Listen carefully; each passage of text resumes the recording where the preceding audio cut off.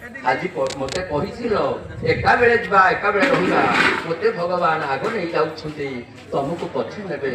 କିନ୍ତୁ ଆଜି ମୁଁ କହିଯାଉଛି, ଗଲାବେଳେ ମୋ ଆତ୍ମାରୁ ତମେ ଆଉ ରୁଷିବନି, ତମେ କେବେ ପୁଅ ବୋହୂ ପରେ ରାଗିବନି, ଚା ଦେଲେନି ବୋଲି ମୁହଁ ଫୁଲେଇବନି, ଶୋଇଲା ବେଳେ ମୁଣ୍ଡ ପାଖରେ ଟର୍ଚ୍ଚ ରଖିବ, ପାଣି ବୋତଲଟେ ରଖିବ, ସକାଳୁ ମର୍ଣ୍ଣିଂ ୱାକ୍ କରୁଛ, ଯାଇଛ କି ନାହିଁ, ଔଷଧ ଖାଇଛ କି ନାହିଁ, ଏହି ପଚାରିଲେ ବି କାହାକୁ କହିବନି।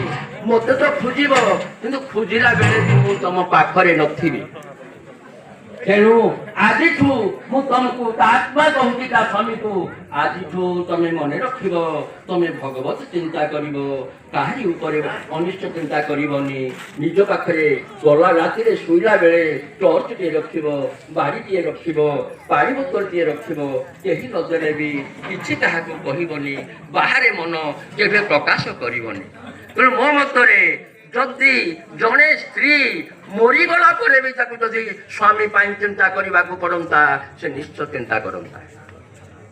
ଆଜି ମୁଁ ଏ ବଡ଼ ସମାଜ ଭିତରେ କହୁଛି, ଆଜି ଆମେ ମାନେ ସମସ୍ତେ ଏଠି ବସିଛେ, ଆମେ ସମସ୍ତେ କହୁଛେ ଯେ ନାହିଁ ପୁଅ ବୋହୂ ଆମକୁ ଅବହେଳିତ କରୁଛନ୍ତି, ଆମେ କ'ଣ ଉତ୍ତର ଦେବା?